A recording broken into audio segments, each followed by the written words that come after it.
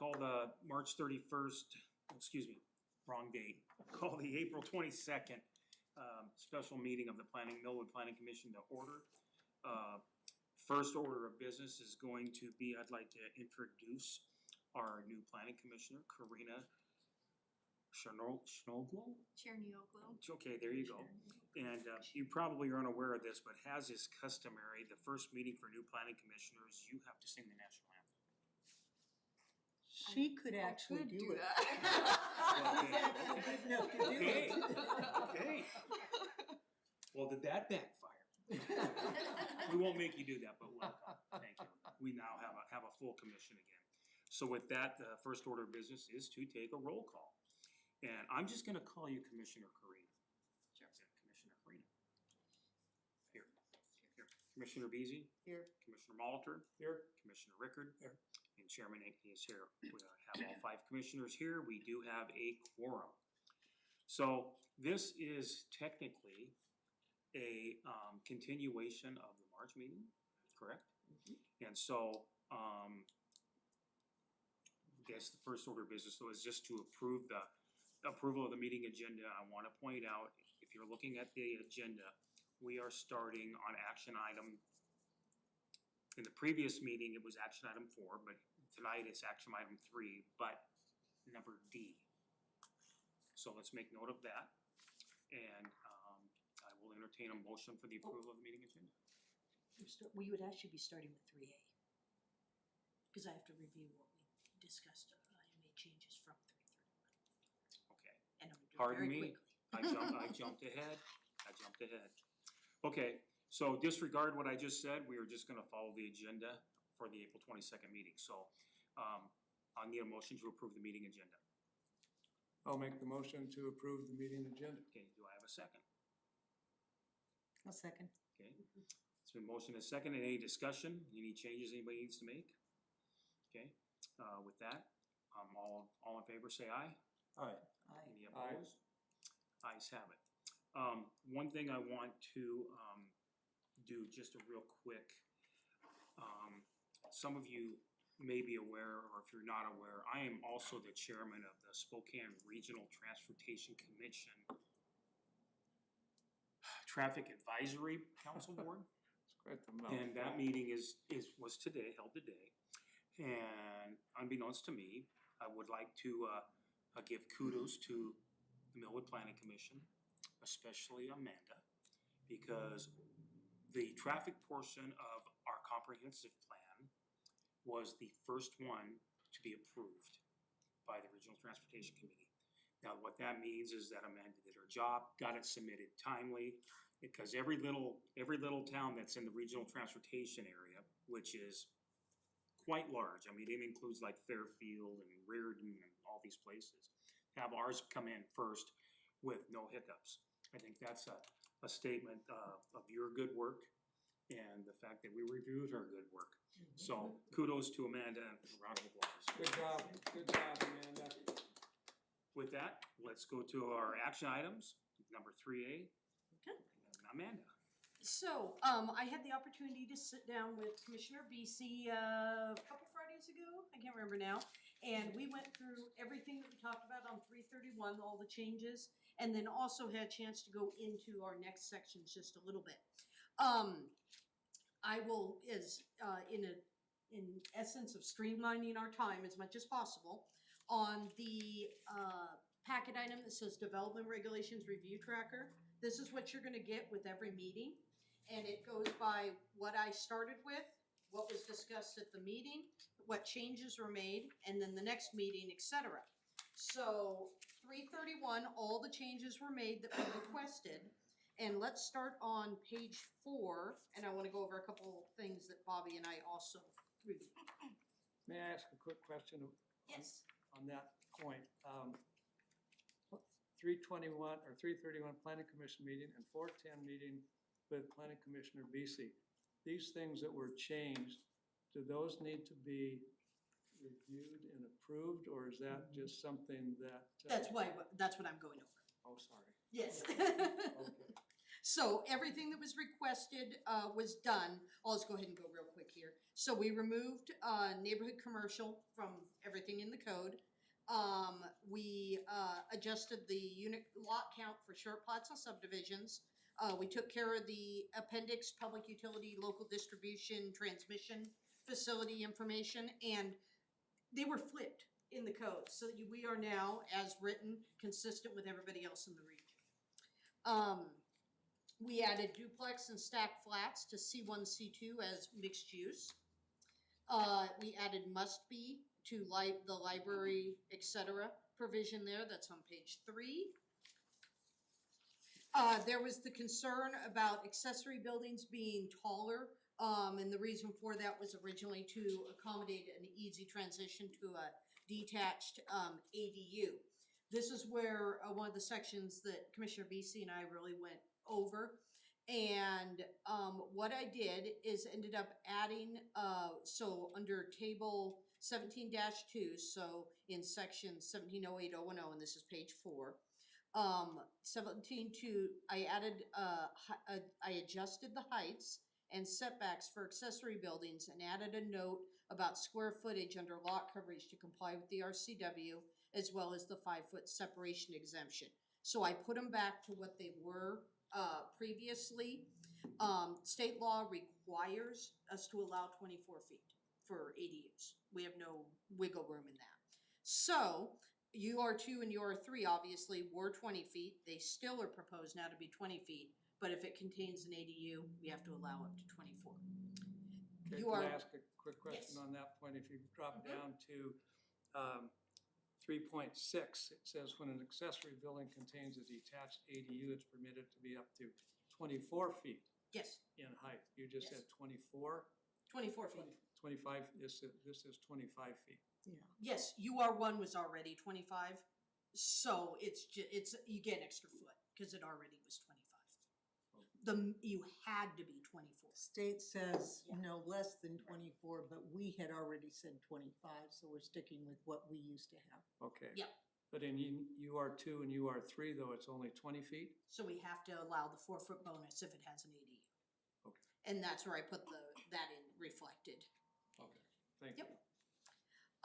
And then, I also added the note about, on the lot coverage limitations cannot require an ADU to be less than 1,000 square feet as required by state law. However, an applicant may choose to build a smaller size. So far, anybody I've talked to, I don't think many are going over 1,000 square feet. Most want about 800 or so. So,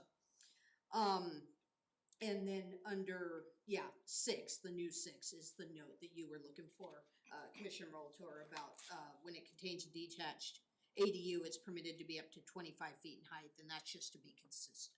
Okay. All right.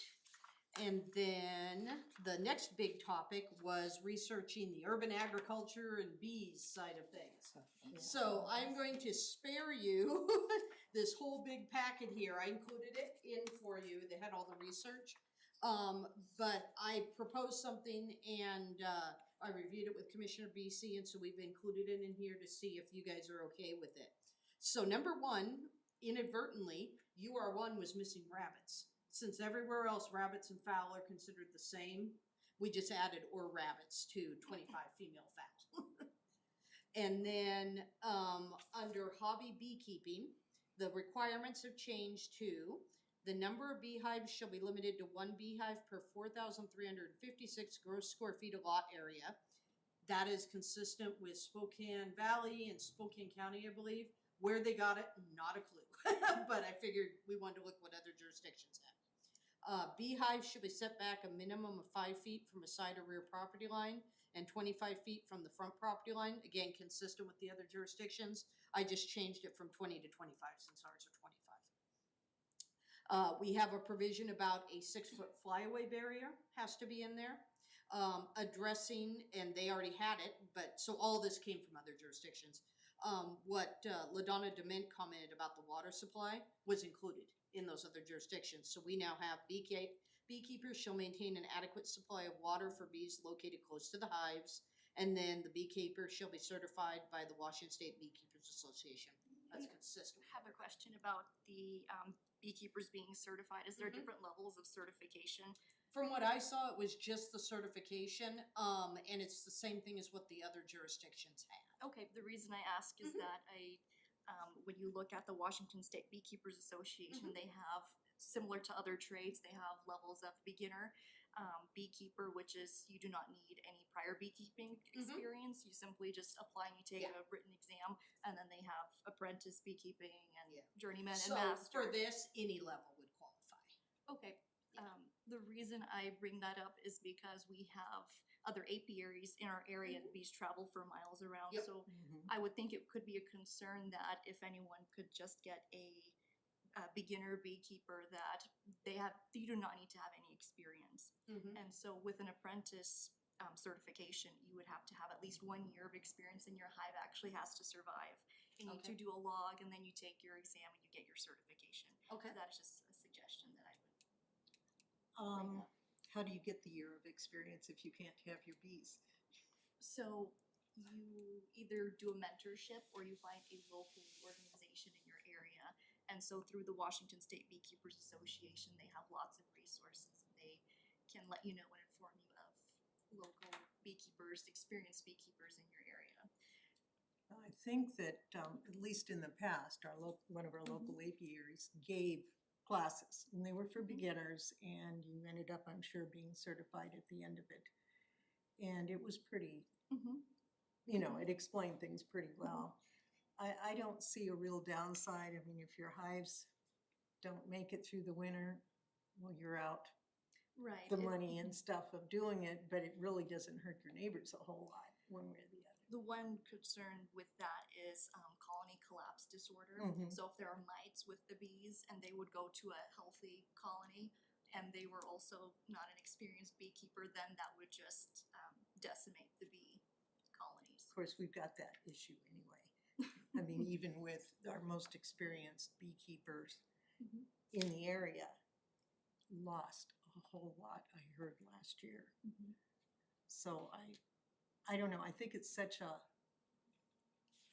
small niche thing. It's not like every household is getting bees that, it seems to me that that's a lot to, expect people to have to, find a mentor and spend a year with bees in order to try your own hive. I don't know, I think certification is a good idea. I'm not sure that we need apprentice level, is kind of, especially if you only get, at the end of it all, you only have the square footage for one box. You know, that seems like an awful lot to do just to get your little hive in your backyard, I would agree with you. so. I do appreciate you taking the time Yeah. to research. Oh my gosh, yeah. Wow. Yeah. Who would have You got thought a- there'd you got be a that question? much Is there any question about to what become a master beekeeper? I have a definition. There is, yeah. Yeah, beehive is right above, towards the top of the page. A structure designed to contain one colony of honeybees, yada, yada, yada. I'm sorry, I missed that. Oh, no problem. It's a lot of info. Okay. Yeah. Thank you. All right. So that's what we have for bees, and then that was carried over into UR2 and UR3 as well. So, I had, Oh, and, sorry, in the commercial zones as well. I could not find a definition for livestock in our definitions. In the, it'd be, I think in the existing code, let me see if anything was added here. Livestock. So we have livestock units described, Yeah. but there are some places where it says livestock. No, I've seen something in here. Okay, it's not under that. I think it's under animals.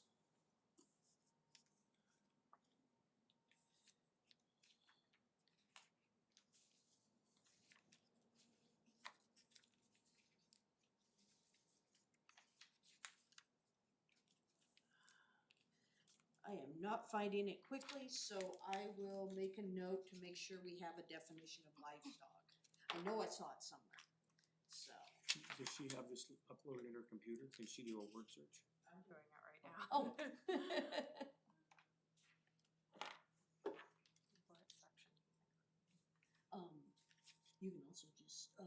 is this the 331 packet? Just type in livestock and see what comes up. I gotta commend you. I would have never, and I'm the Google king, and I would have never Googled that. I would have never done that. Good for you. I just learned more about bees than Yeah, no I kidding. knew. Aside from the fact that when they sting you, it hurts. One horse. So livestock units are defined as one horse. You got it up there, okay. That's livestock units. Yeah, I found someplace where it just referenced livestock. and that was, what page is that? Section 27, 322, page 27 in the packet of Page 331. 27 in the packet. Okay, so I'm just seeing what, Oh, look at that. I just flipped right to page 27. okay. Okay, so that is the UR1 zone, is livestock units, okay. And do we have it UR2?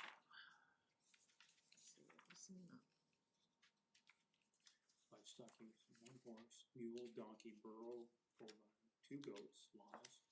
Oh, that's why we don't have it in UR2. It's because it isn't They're not allowed. allowed in UR2. So, yeah, livestock unit is, so basically livestock is horse, mule, donkey, burro, bovine, llamas, alpaca, or sheep. No other animals, including pigs or swine, shall be allowed. So we could just put that in our definitions and Yeah, I can carry it over to definitions. Yeah. Yeah, I don't remember where I saw it, but it just said livestock. And it's like, okay, Well, right below that, it says 1 livestock unit shall be permitted per gross half acre. Maybe that's where you saw it. no, it was in some of the other, Okay, I think it was in the comparison with okay, cool. Good. with the Appendix. valley or something, I don't know. to appendix. Okay, I'll add that, I'll just carry it over. Yeah. All right. And then the last thing, and this is jumping just a little bit up to commercial. We had the chance to go through the C2 zone a little bit, and I actually modified. So there were no setbacks originally listed. So in the table, I had provided some setbacks for C2.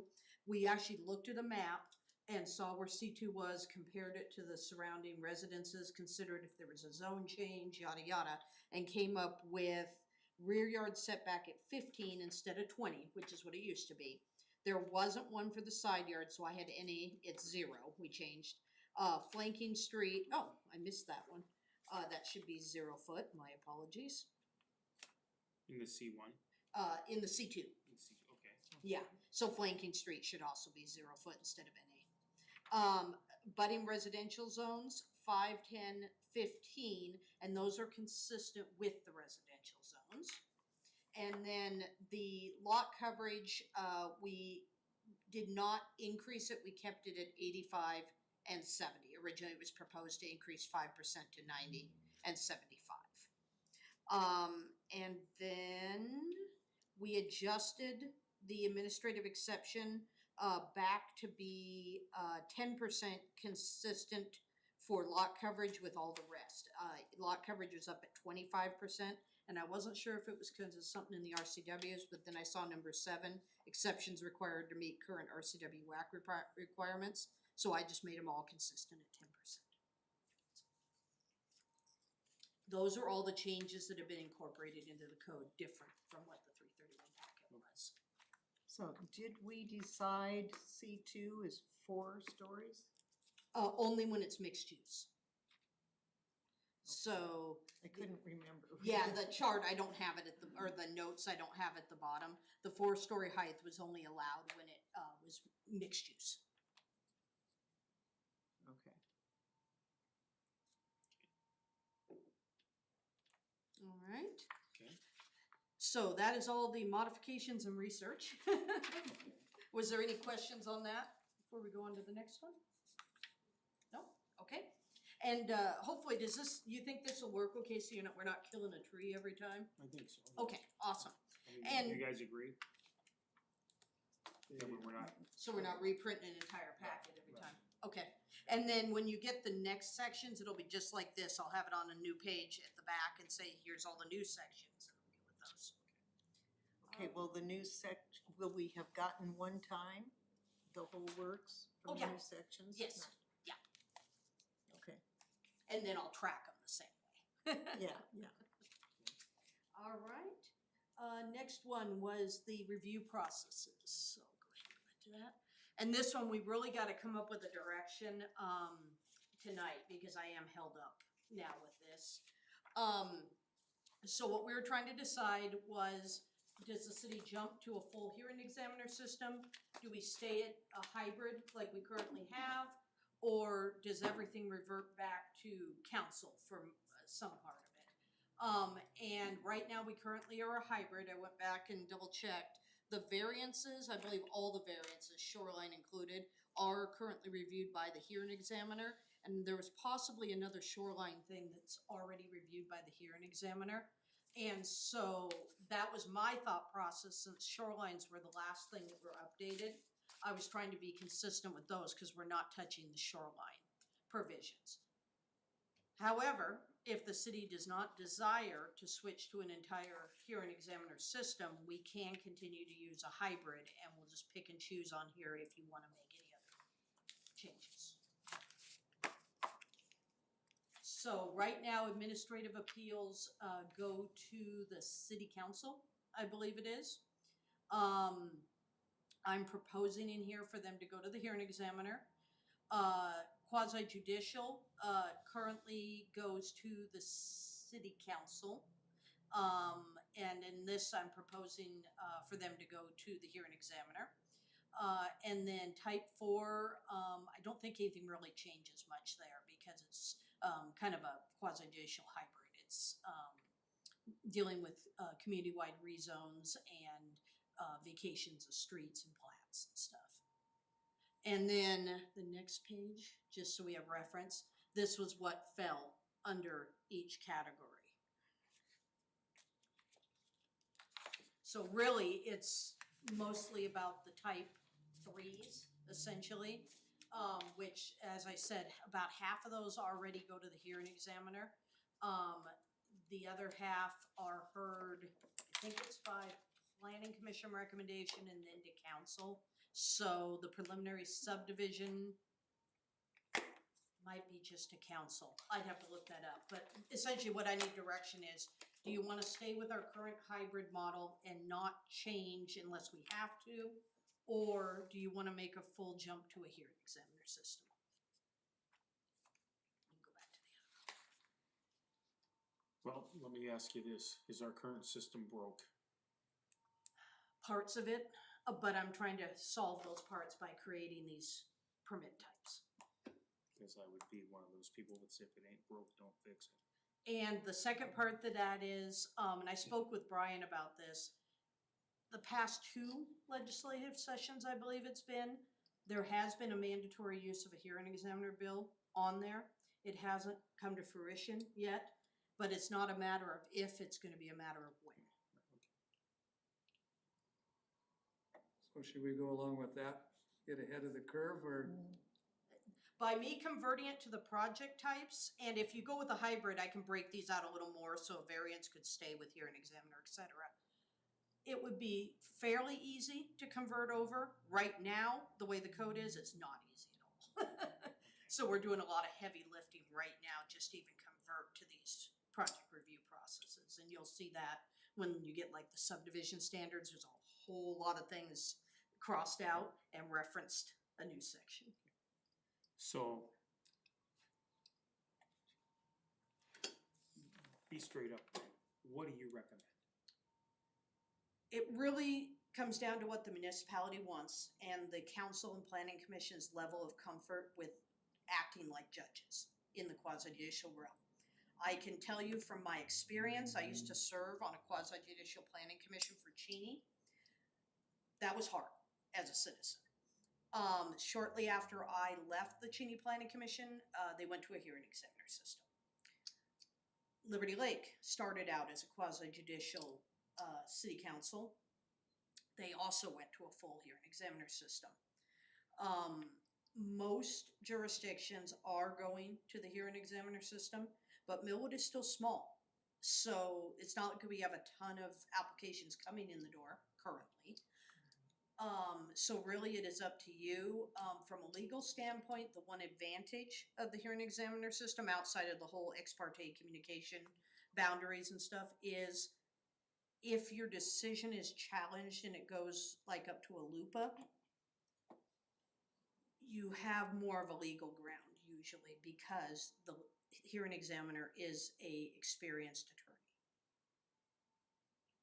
So that's, Financial implications? it goes back to the applicant. So, we have a professional services payment requirement in the new fee schedule and agreement to pay fee forms that everybody has to do. So the applicant pays for the hearing examiner. Okay, So I've talked to a number of different people, and going straight to all hearing examiner is very unpopular in the city. Most everybody wants to keep as much local as possible. We have done, those of us who've been here a while, have done the quasi judicial, and they are not fun, but they're not undoable either. They're not, we got through them. And, well, you'd be the only one that would have that experience. well, I know when we did the, senior, Oh, okay, senior, The conditional Apartment? use permit. that was, okay, that's one what we of did? those. Oh, Yeah. okay. That yeah, wasn't, so I know you were there yeah, when we okay, did that. okay. And it was not great fun, but it was okay. It was okay. Yeah, we can Wasn't- handle it. wasn't- Yeah, it wasn't bad. We can understand the rules about not talking to people and stick to them, and it's just the idea of having one person, a stranger, make these decisions doesn't go over really well with the community. Rather than having, 5 people that live in the community And deal with it every day. Yeah, So- that's a valid point. What's that? Go in. Oh, I was just gonna ask you, in the case of Cheney and Medical Lake, did they contract it out after when they went? Cheney and Liberty Lake? Yes. I am not familiar with who Cheney currently uses. Liberty Lake uses the same one we do, City of Spokane Hearing Examiner. Spokane Valley uses the county hearing examiner. we've had competent ones, and we've had some that made decisions that the community is still upset about. Yeah. So there's 3 hearing examiners that I have worked with. All have been exceptional. They've all been with the City of Spokane. Cannot off the top of my head remember the name of the first gentleman who retired. Brian McGinn was the second one. He now is retired and actually went to Brian's firm. And the third one is now Carl Grandrath. And I have worked with Carl now on 2 variances. Very well informed, does great, like site visit, and really ensures that he's following, dotting the i's and crossing the t's. We'll call it that. He does great findings, and he's good to work with. If we stay with a hybrid system like we currently have, I would obviously recommend anything that's already hearing examiner, we leave as hearing examiner, and I'll redo this chart to reflect that. One thing I have to bring up though is I know we only meet currently once a month. That may not work because of the new streamlined project review. And can you go up real quick? Up again, sorry, up to the, yeah, stop, that way.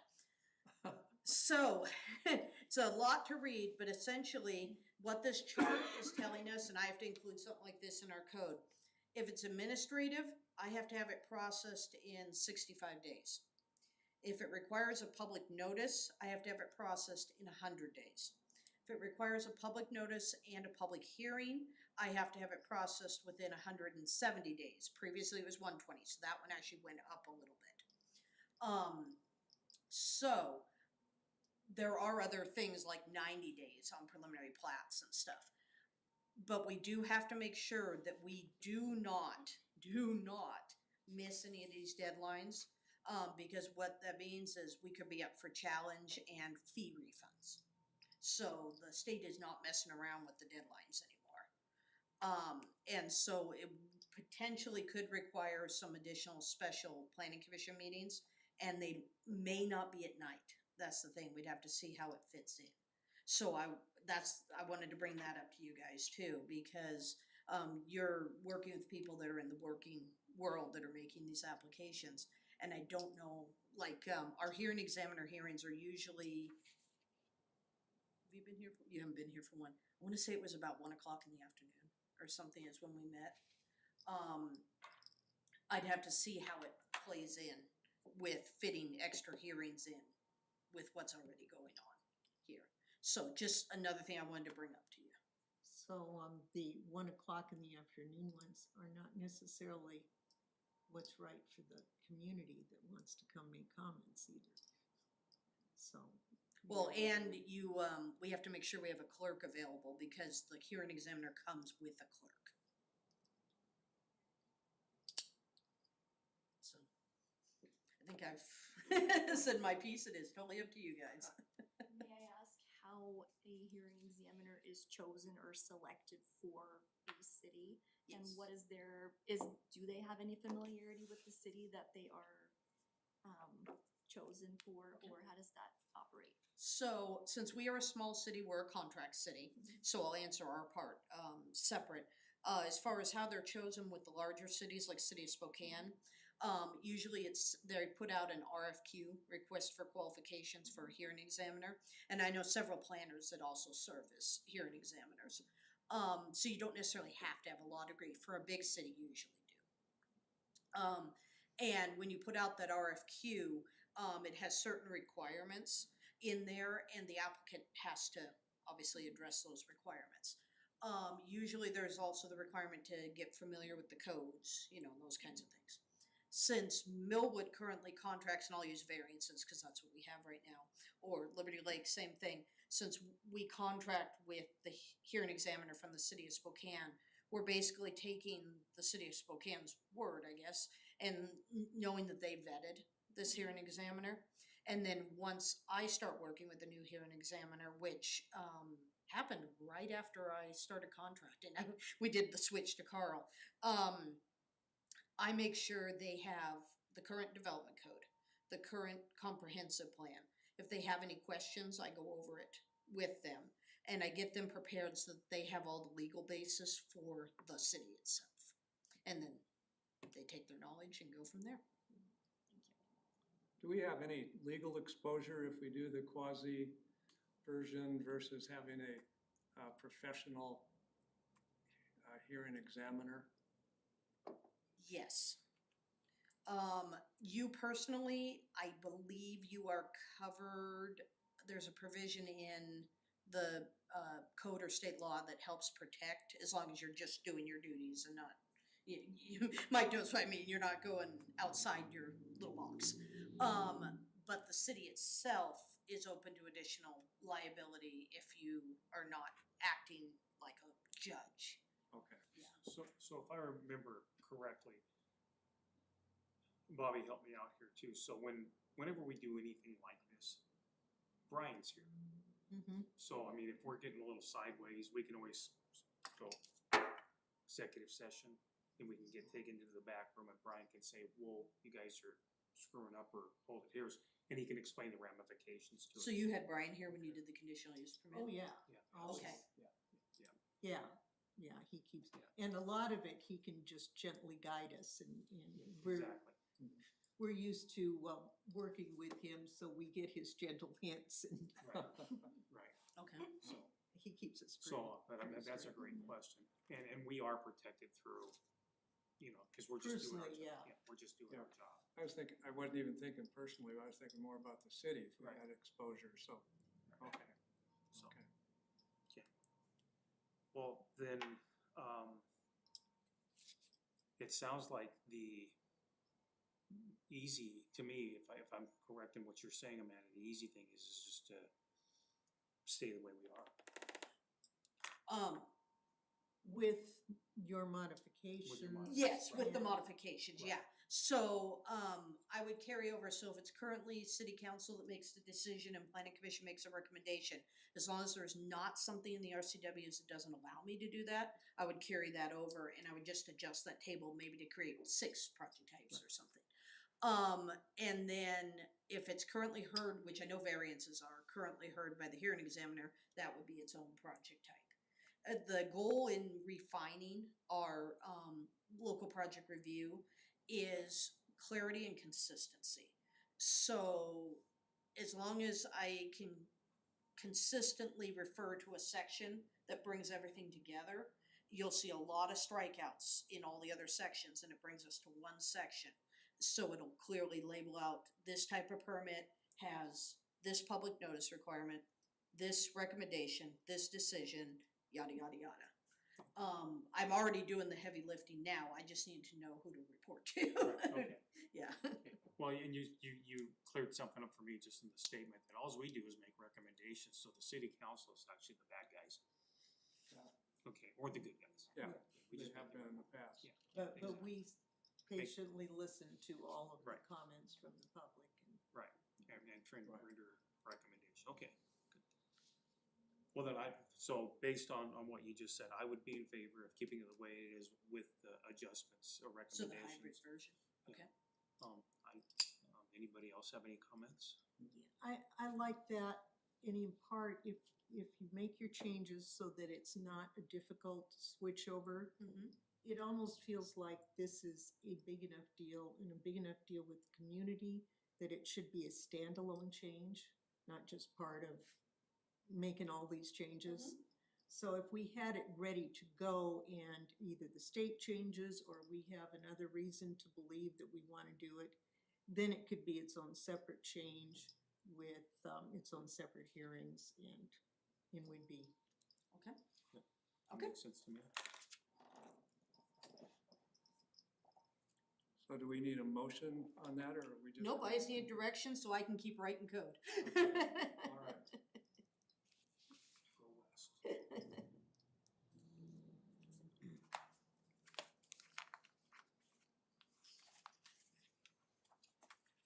So then that takes us to number C, review chapter 1706, table of permitted users. Yep, which we've been through, as you noted previously. Yep. We've been through, permitted uses, we've been through residential zones, and I believe we were just starting on commercial zones last time. Yes. Yes. So that takes us down to number E.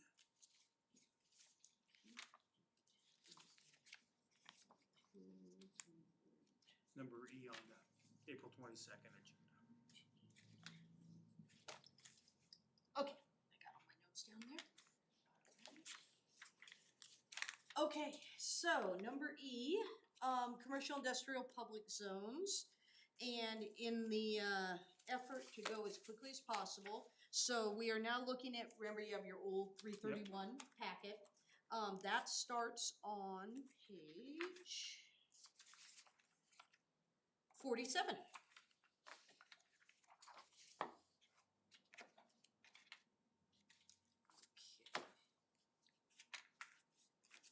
And so we already went over what changes we made to table 17.3.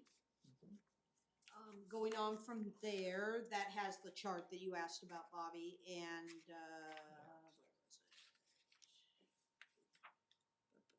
where was it? Number 6, where at least 25% of the structure is residential, the maximum building height can include 4 stories, but be no higher than 48. If you're wondering why I changed from 45 to 48, page 48, 48 and 48. You would know this, Mike. In commercial buildings, you're usually dealing with 10 to 12 foot ceiling heights. Depending on if it's over 3 stories, it normally goes to a metal framing system.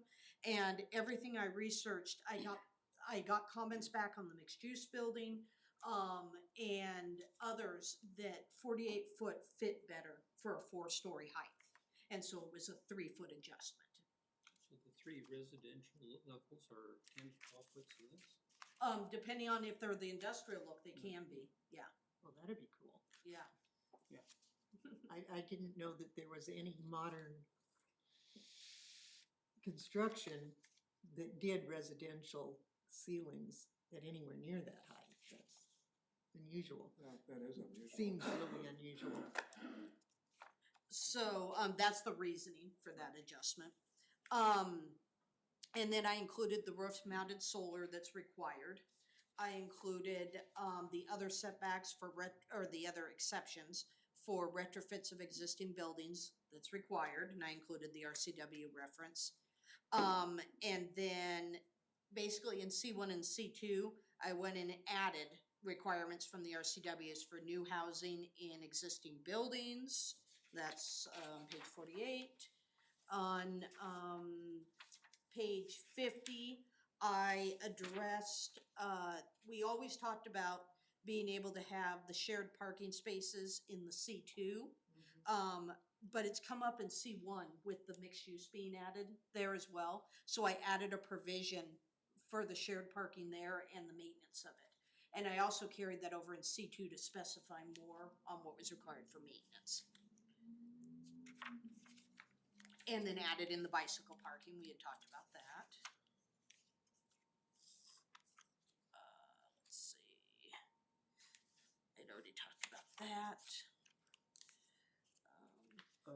Before we get too far past Yeah. bicycle parking. Yeah. I noticed in a couple of places here, it talks about bicycle stalls. Do we have a definition for that? I think it's just a rack number. Yeah, very good question. The provision of bicycle uses with 5 or more vehicle parking spaces. Bicycle parking may be provided via shared bike racks or within private garages of a ratio of 1 bicycle stall per every 5 vehicle stalls, or 1 bicycle stall per dwelling or sleeping unit. So essentially, I don't have a definition, but it is the rack. So is it the rack or is it marked The out individual, spots? so a rack would hold, the rack holds 5 bicycles, it has 5 stalls. If they're putting it in the garage, I mean, it's unlimited, but you only need 1 stall per dwelling or sleeping unit, so. I can reword that, or I could add a definition. Let's put it in the definition. Okay. Something that makes sense. Okay. I honestly, that is not a question I've ever had come up, but it makes sense on adding it. Okay, so add definition for bicycle stall.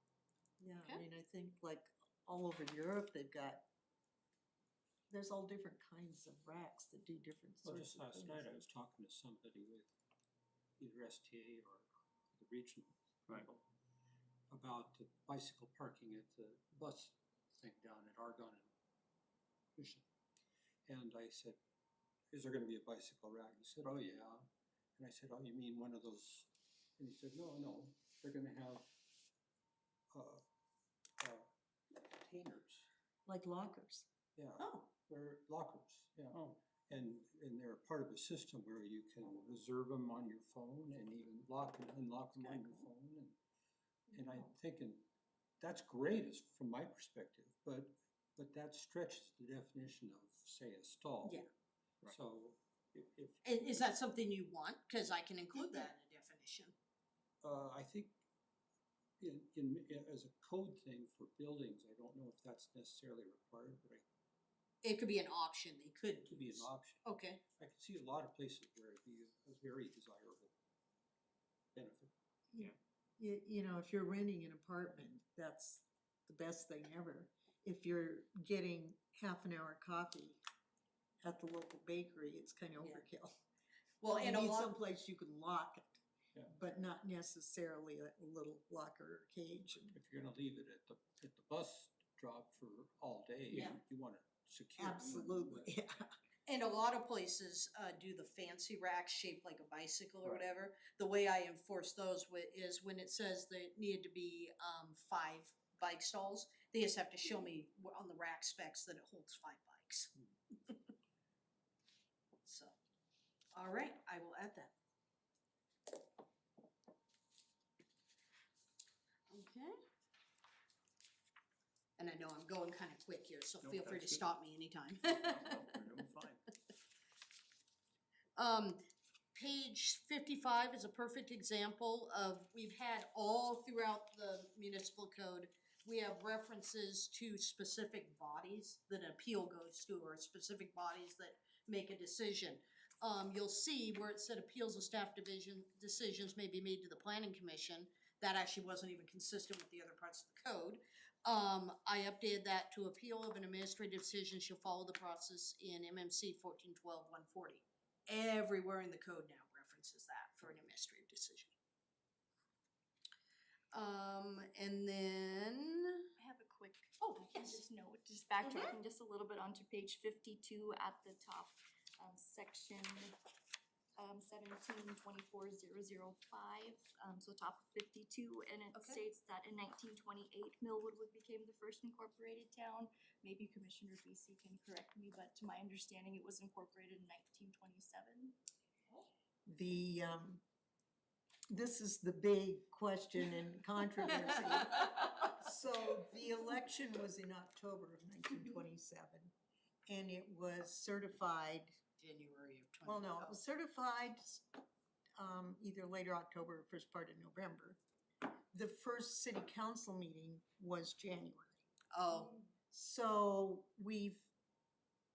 actually Tom asked the state about this and stuff, and so somebody told him, well, it was when the election was certified, you became a town. Mhm. But then, of course, they didn't actually start their government until they had January of 28. Now, a lot of us that are in the historic community in Millwood on a practical level are getting older, and so we want to do the celebration in 27 rather than 28, just because we'll be more able to do it in 27 than 28. So we've kind of all gone with, in the one opinion we got from the state about, well, when it was certified is your date. So we've been prefacing everything for our 100 years as we will start celebrating in 27. do we need to change that? We can, either way, yes. Seems I'm like we curious. used to have a 2-year celebration. Yeah, Yeah. party time. But, yeah, it doesn't matter if we can either make it 27, 28.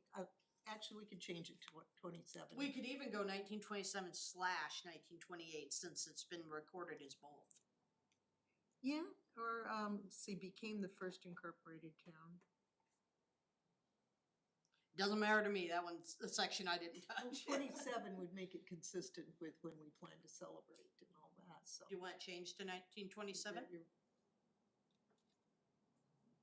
So alls I'm gonna say on that is be prepared to change it to 21/28 in another 100 years when they plan their celebration for the 200-year celebration.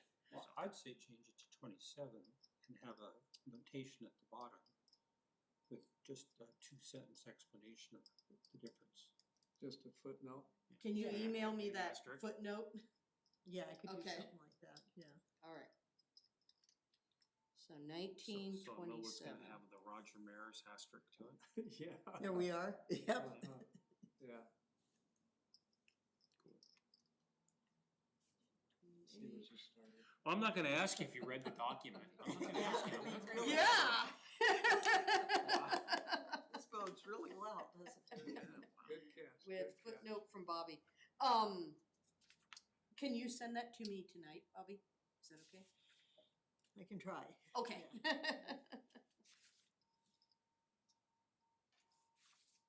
I mean, it's basically gonna just say, I can write it down if, I guess I could give you the exact date of the election, though, I've got that at home, okay. but, and the date of the first, Yeah, just a statement of fact. yeah, Okay. election was held on, and So yeah, if you can First. email it to me, I'll add it in. Yeah, Okay. first council meeting was.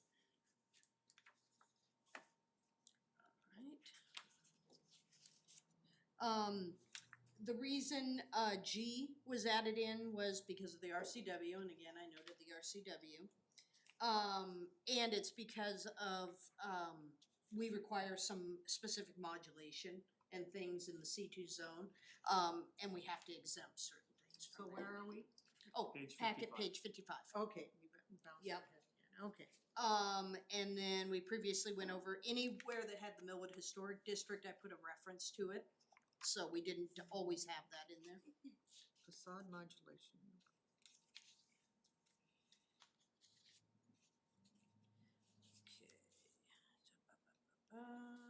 Off-street parking is, again, all, modifications based on the requirements of state law, with myself adding in the joint parking agreement form and stuff, because it's great we allow the joint parking, but we really had no regulation of it, and so that's a method that we've used in the past, or I've used in the past.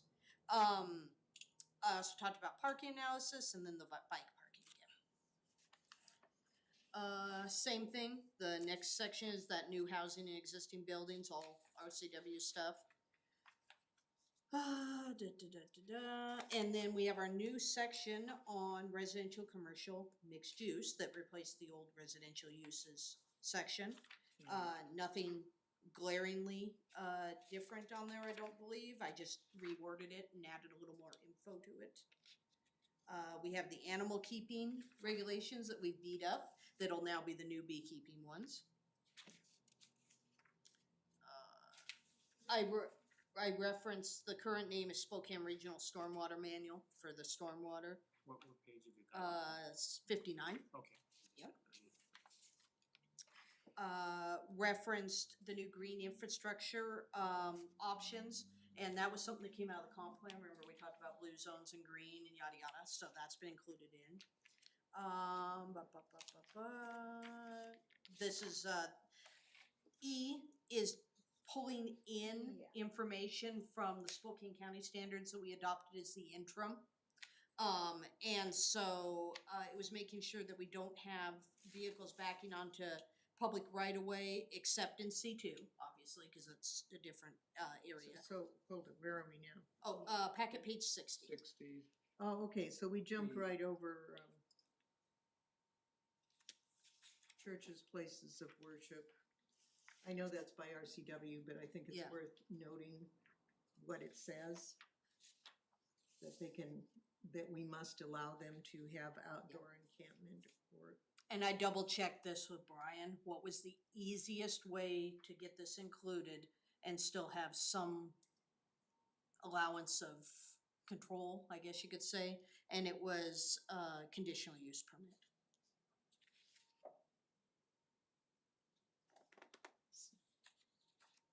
which page are you looking at, Bobby? 59. 59. Okay, so, They're under so churches. thank you for worship. pointing that out, Bobby. Okay, Shall also be reviewed as part of a new or amended conditional use permit. Mhm. So that's not saying that it's allowed, it's just it has to be Well, reviewed. You gotta remember, and this, really have to remember, is planning commission's still doing the hybrid. Conditional use permits are allowed. You just have to condition them. Right, You have to say yes. Yeah.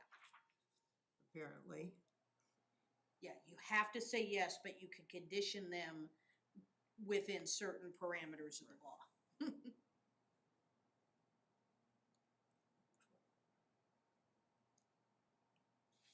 And that's why I referenced the OCW. So something we need to know is there, whether we can do anything about it or not, we need to know.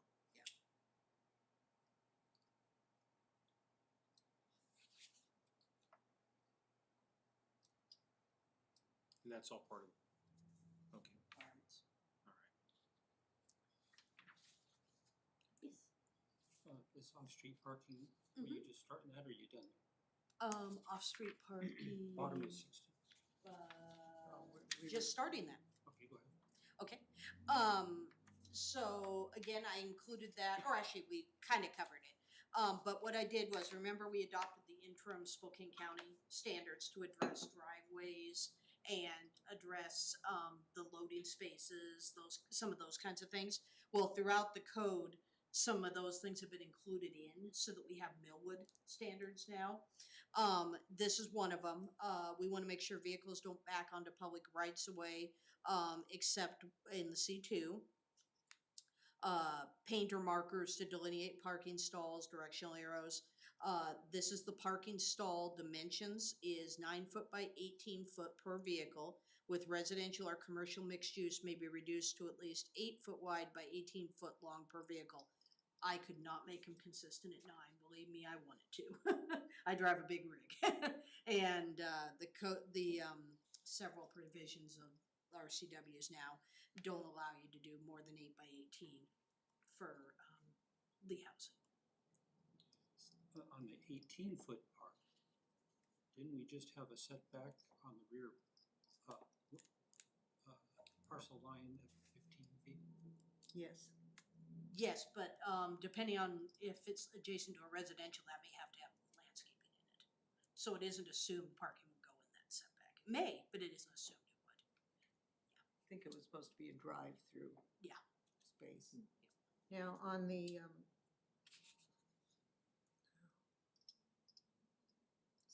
exceptions permitted in the C2 zone, what does that mean? Does that mean there are no rules in the C2 zone, or does it mean It just only means- in special circumstances can we allow it? So parking should be designed so that vehicles will not back onto or out into public right of way, with exceptions permitted in the C2 zone. So there's instances in C2 where there is no way to get out unless you back out. And so that's the exceptions that I'm quoting. So when somebody submits a site plan and they cannot make it where a vehicle can turn around on the site because of the existing site orientation, that would be where that exception is allowed. So that could be like an alleyway. That's one, yeah. Maybe like the, building that are the old 60s, 50s houses on Argonne that just have the driveway that goes up from back in the day when Argonne was a 2-lane road. And, I could see that. I want to be clear that this isn't, oh, well, it's okay to do that in C2, because we work very hard to have that not happen in C2. Mhm. Because if you, partly for pedestrian stuff. Yeah. And you absolutely don't want a line of parking places head in that they all back out onto Argonne. I mean, it's one thing to have a single driveway where that's really your only way, but to have a line of head-in parking where everybody has to back out. I can add a comma after that and say when no other option exists. I would like that, yeah. Okay.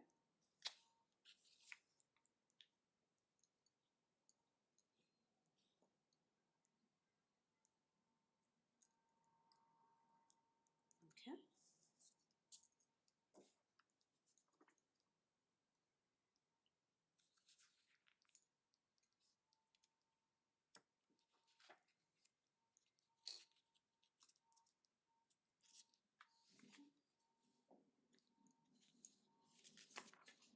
Got it. The next page, page 61, again, did a lot of research, for what I thought would fit as best as we can, utilizing what the state law, gives us some constraints. And added in, that we now have an illustration for measuring the stalls and stuff, cause not everything's exactly the same, so that actually really helps me. And then aisle width may be reduced or eliminated when single row parking access is from an alley and the alley functions as an aisle. Cause we have, it's quite, not UR1, but UR2, UR3, C2, and C1, I think all have some alleys in them. Yeah. Okay. Hey, I see the bottom of the stack. Getting there. Alright. I made a reference on the electric vehicle infrastructure, and basically just like we did in the previous portions of the code, 1750, just made reference to the RCWs. Let's see. Oh, loading spaces, G on 62. Millwood, again, didn't have any loading space requirements. Almost every jurisdiction has loading space requirements.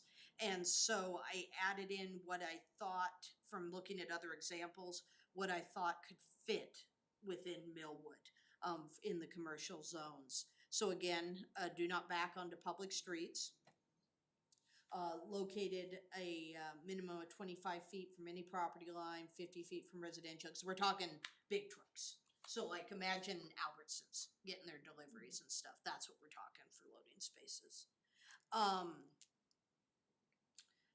Let's see, minimum dimension shall be 12 by 30. Not allowed within the loading space and truck maneuvering area for, you can't double dip. You can't put off-street parking there.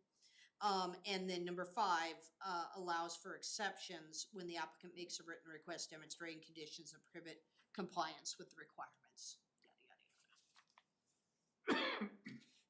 Yeah, now, C2, pretty much this is just impractical. Yeah, that's why I noted that, as one of the exception examples. Utilization of an alley as a temporary loading space within the Millwood Historic District. And I would say in the C2, you should be able to double dip because Yep. they make deliveries during the day Mm-hmm.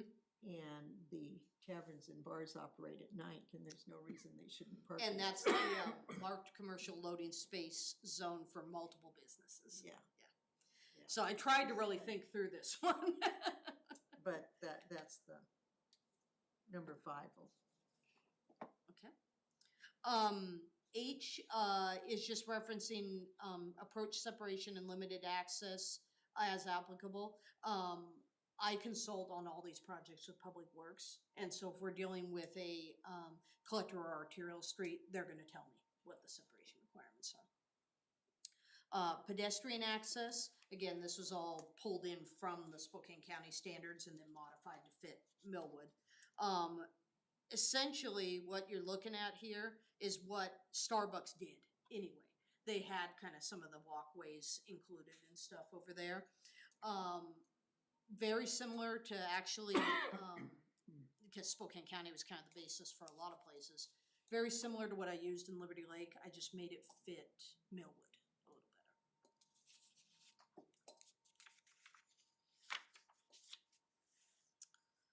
Conversion of residential structures, that's another RCW requirement. I-zones. I don't think we changed much there other than we added in as requested, the 2, 3, and 4 story separation that came out of the targeted stakeholder meetings. Yeah, I'm noticing quite a few changes that have to do with paper mill, basically. A lot of it is because of what we had in the comp plan about preserving the, not the facade, preserving the streetscape and the view corridor of Argonne in the historic district. So I had to carry over what we had in the comp plan and bring it in and give us the implementation consistent with that. There was, on page 65, Yep. a maximum building coverage and open space. Mm-hmm. 25% of the site shall be left open as space free from structures and other impervious surfaces. I would think more than 25%, but I don't know.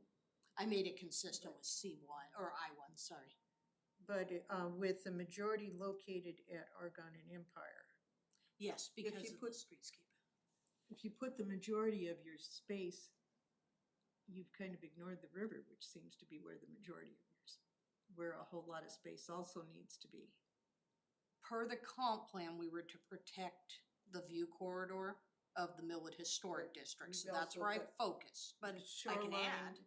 Shoreline management plan, though, has a lot about setback from the river. Oh, well, and all that of trumps stuff. everything. Yeah. So if the shoreline management plan says they have to have this much here, they have to have that much there. So this would just be for the regular part of the coverage and open space, separate from the shoreline management portion. I can make reference to the shoreline portion though, if you would like. Yeah, I think Okay. in accordance with shoreline Left is open management. space free from construction, majority located in Argonne and Empire, as well as, Or consistent with or something or other, yeah. well, it wouldn't be consistent because it's two separate areas. I'll say as well as SMP requirements. Yes. Okay. Yeah, that's good. And then I noticed, on flanking street, it, is referencing stories. Whereas I'm not sure how you figure stories with the paper mills buildings. They've got catwalks and Where was it? the one just above that, where it says flanking street, 15 feet for I-1, I-2, 25 feet plus 10 for each story above 2 stories. I think we need to come up with. Oh, we a- need it to match, It good needs catch. to be a foot number, not a. I number had of that stories. in the residential and in the commercial, but I didn't in the I-zone. Okay, why did I not?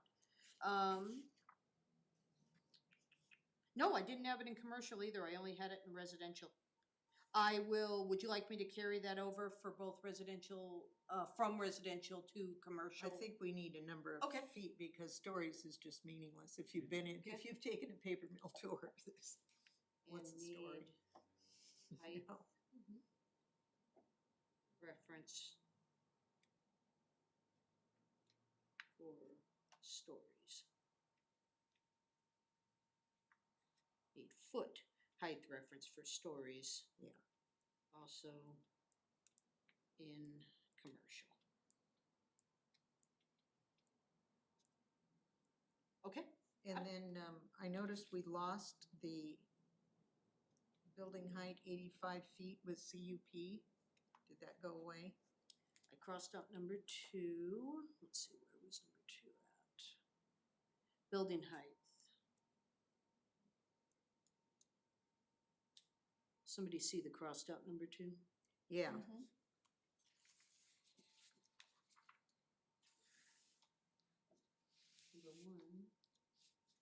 I might have crossed it out because there was no number 2 on there. There's a whole lot of number 1s. should have been under building height.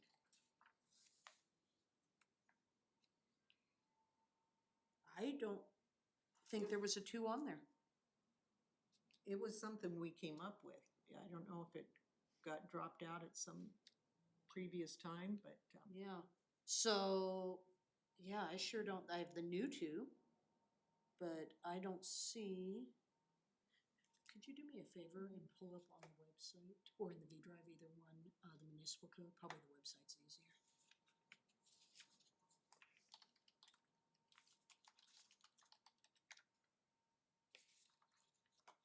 Yeah, go to the municipal code. I just want to double check and make sure it wasn't inadvertently crossed off.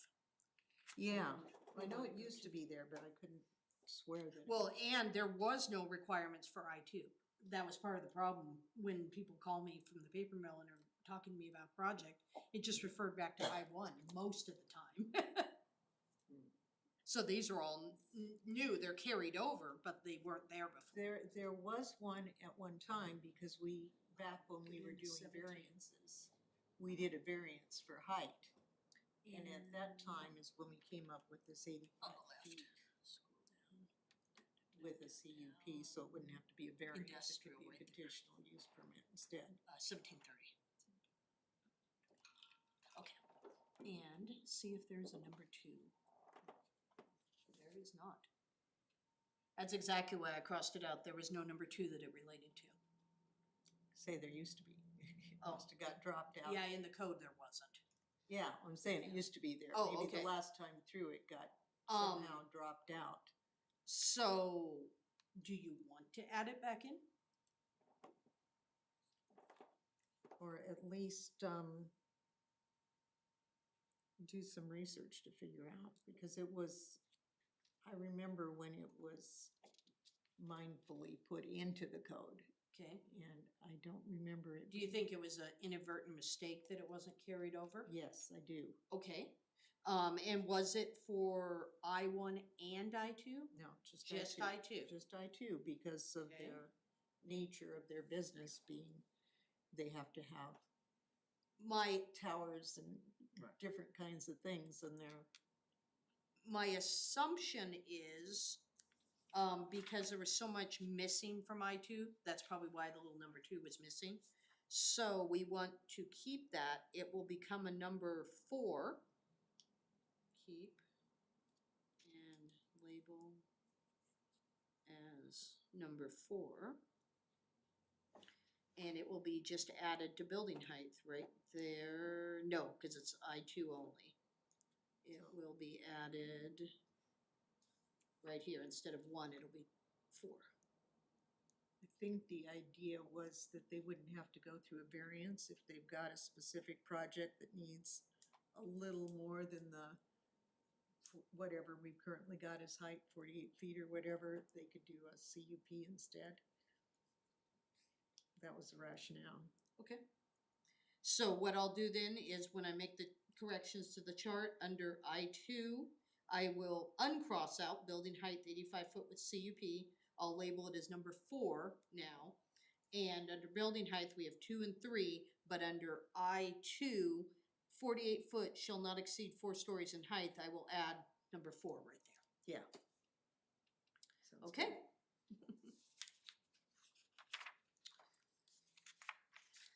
And then, I2, the majority of what I did here was just clean it up. There was a lot of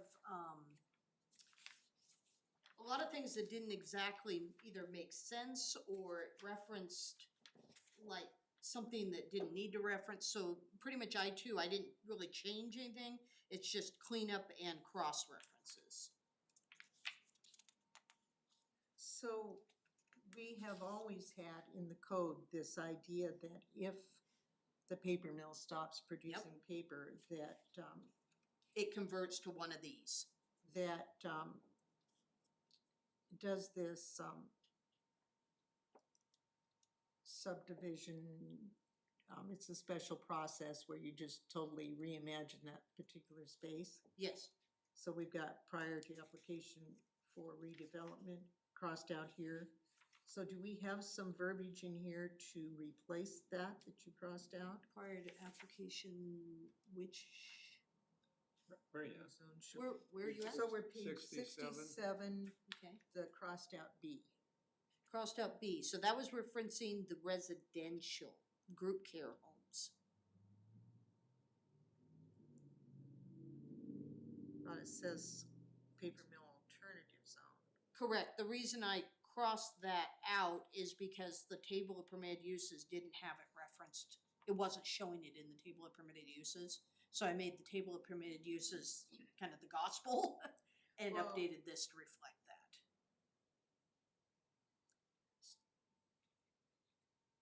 So, A, all uses in place shall be maintained, expansion has to comply with I1.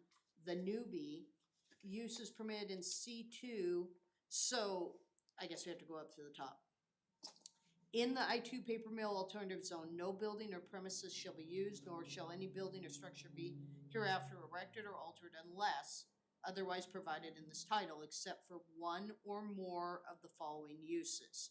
So the first is existing, new complies with I1. Uses permitted in C2 prior to application for redevelopment of a parcel from paper mill to C2 use, it has to go through boom, boom, boom. Uses permitted in I1 prior to application for redevelopment of a parcel from paper mill to I1, boom, boom, boom. It references secure community transition facilities because that was in the EPF standards, and I put a reference to that to make sure we're consistent. Residential uses shall not be permitted on the same parcel as commercial uses unless they are part of a residential commercial mixed-use development and reference 726.010B, so for the commercial. and then referenced how you convert it to public P1 zoning. So, the only thing I did was take out the residential in B. So if it stops being a paper mill, Mm-hmm. we don't allow a bauxite plant or any other kind of major industrial thing to go in there. It needs to be rezoned. Don't we have a rezoning process? That's what that- this is. So, yours in your box plant, it would be uses permitted in the I-1 light industrial, so C. Uses permitted in the I-1 light industrial zone prior to application for redevelopment of a parcel from paper mill to I-1 use. An application for subdivision and zone change for the required zone shall be made, and if approved by the city, the application for redevelopment shall proceed. The development regulations for the approved zone contained in the corresponding chapter of this code shall be applicable to such uses in the I-2 zone. So I didn't change anything, I just updated the cross-references. And the reason I took residential out is because number one, it wasn't in the table of permitted uses, and number two, we didn't allow it under the second page, but I added the mixed use option. Since we have that in commercial, Okay, so yeah, so we are going to allow residential as a mixed part of use. a mixed use.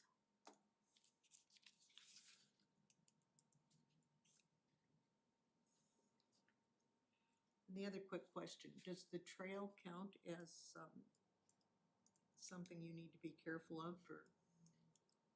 With the interurban trail, or? Yeah, like you've got parks, the trail is essentially a giant park. I think it's zoned that way, too. I don't know, just, On the website? we don't have to answer it now, it's Okay. just something to be thinking about. Yeah, 'cause that would- it's got its own right of way, and I think it might actually show it as green or white. It's one of the two. It's either green or white. You can't develop on it. No, you can't, Yeah. but this line of sight stuff for, your secure community transition facilities and so many feet, and since it runs just across the tracks from the paper mill grounds. So immediately, okay, in no case shall an SCTF be sited adjacent to, immediately across the street or parking lot from, or within the line of sight of risk potential uses. So is it a risk land use? Oh, I'd have to look it Risk up in potential land use. the chapters, yeah. Just If it something is, like- we'll use it. If it isn't, but I can't remember if trails were or not. The park is though, and so line of sight, the park may cover it anyway. Okay. So we got all of that. I just referenced for parking design, where to go to. Same thing, a cross-reference there. And general provisions is the next section. Before we get to there. Yep. I have a comment on page 69. Yep. Page 61, 9, okay. On the off-street parking part. Mhm. Line G, all employees shall park on the parcel with commercial or public use. And that's in the P1, so it's in our public zone. Well, that sentence as it stands by itself makes it sound like it's a code violation to regulate the behavior of the employees. Oh, If they choose to park out on the street, is that a violation? What if they ride their bikes or walk? yeah. Or if that's So simply. not a section I wrote. No, it's not, it was there. Yeah. Or should it be worded more like A or B, where are we defining the number of parking places available? I think we're well, and again, I didn't write it. I am not sure. I'm kind of guessing we're not Yeah. regulating the behavior of the employees here. I would hope not, but.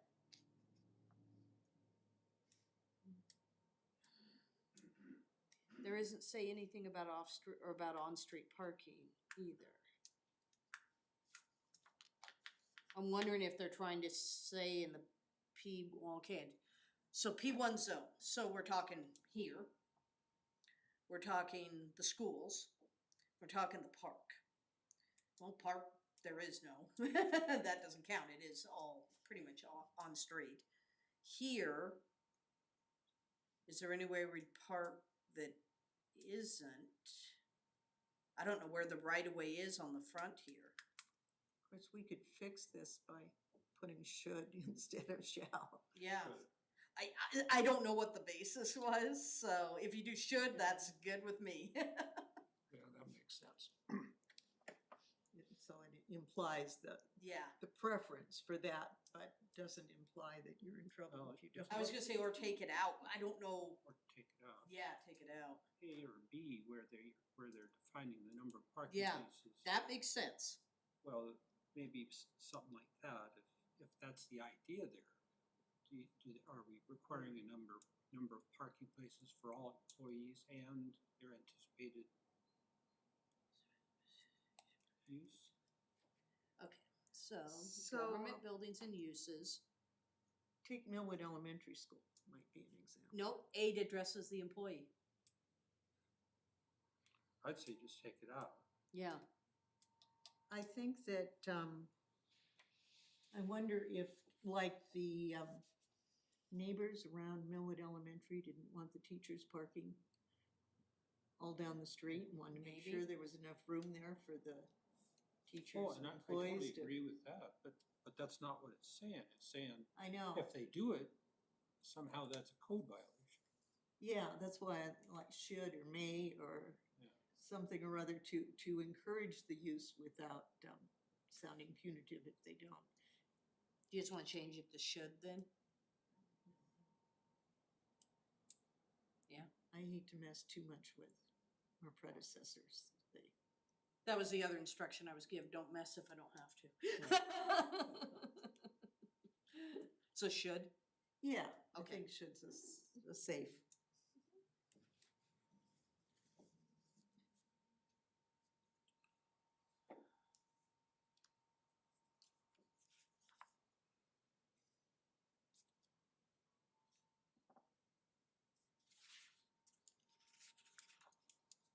Okay.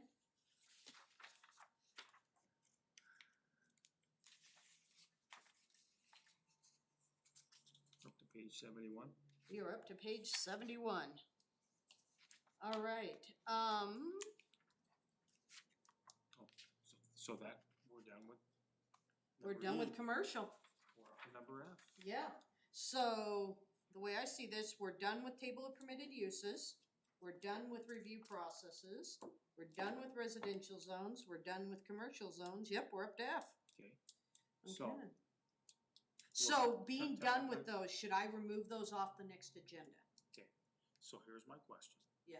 I would say yes. Okay. If we're done, if everybody agrees, okay, looking at the clock, okay, is the agenda for the next meeting going to be what we don't get done tonight?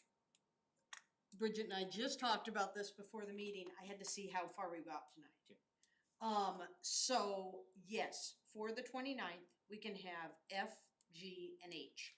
I can also include Title 15, it's right, if you'd like me to. Okay, Title 16 is huge. okay. I would say we wait on that one. Okay, so then my question to you then is, if we do that and get F, G, and H done at the next meeting, are we back on schedule? If we can get through all of those and Title 15, then that would make, I've already moved the public workshop, we're gonna do that in June. Okay. It was May. That means your May meeting would have to be Title 16, which is subdivisions, 1744, which is administration, and 14, which is all the processing. 14, all three of those are big. Okay, All three of them are big. so it sounds like May's gonna be a 2-meeting month. We probably are gonna wanna have a meeting in May, and we looked at the calendar and we were looking at May 13th. So 2 weeks in between, Okay. before the next one. We can wait to schedule that, Right, until okay. the next meeting. But we were thinking we'd probably have a 2 meeting in May. Okay. And then, we'll see how we are going into the public workshop. The goal was to have you guys get all the reviews substantially Mhm. done. Okay. Then hold the workshop so we can answer public questions and stuff. And I may actually meet with some of our stakeholders again in advance of that, because there's a lot of information here. and go over any questions they have, the ones that gave us major input that have guided a lot of this. Is everybody good with 2 meetings in May Yeah. to try to get back on track? Okay, perfect. Well then, if we're okay with that, so keeping with our 90-minute meeting policy, let's call it a night there on the periodic updates. That leaves us with F, G, and H and whatever one. So that brings us to public remarks. Since Mr. Veazey's the only one in the audience, do you have any comment? No, he doesn't. Good, thank you, okay. So then our next meeting is next Wednesday night at 6 o'clock right here. And we're gonna continue on with what we didn't get done tonight. Is there any commissioner comments? Commissioner Correa? Yes, thank you, Chairman Ankeny. I would like to say as a proud resident of Millwood that it's an honor to be here, and I am also very much looking forward to serving on the commission with you all and to, through the comprehensive plan, to give back to the community and to help it continue to thrive and be sustainable. So I'm very much looking forward to that and quite excited to be a part of this. So thank you. Great, thank you. Commissioner Beasley? I'm excited that neither the level of reading nor the way we operate has scared you off. This is good. I was expecting to withdraw of her application after attending the last one. She's brave. Commissioner Maltor? No additional comments or questions? Commissioner Rickard? No comments. Okay. So the only other thing I'm gonna add is, once again, Amanda, great work. Bridget, great work. Welcome. And something that we probably all are kind of curious about, and we just happened that Bridget just created a cheat sheet. So, just to kind of let everybody know, so my term is up January of 2030. Bobby's is up February of 2032. Jay, February of 2029. Bill, December of this year. Yes, so he will be It's been reviewed. that long. Yep, Time you flies. must have, Bill, looking at this, you must have come on board for a vacant position. You finished off for Kelly when he went to the city Because council. Yeah. you were only appointed for 4 years. Okay, and they're 6-year terms. And Commissioner Karina, you are the gonna be the longest tenured one here. You're April of 2032. And that includes the whole city. You beat Bobby by 2 months, cause she's February of 2032, so. And our next periodic update is not until we'll start it in about 2034, so. But I know that I've often wondered, cause I've lost count. Oh, yeah, Personally. totally. So, cool. Okay, well, with that, good work tonight, everybody, and I will entertain a motion to adjourn. I move to adjourn the That's good. You second. Karina, do that. All you do, say second. I second. There you go, perfect. Okay. All in favor, say aye. Good job. Aye. All opposed? Okay, motion carries. Meeting adjourned. See you on the 29th. Thank you, everybody. Okay. See you, Mike. I'll get you on the record as a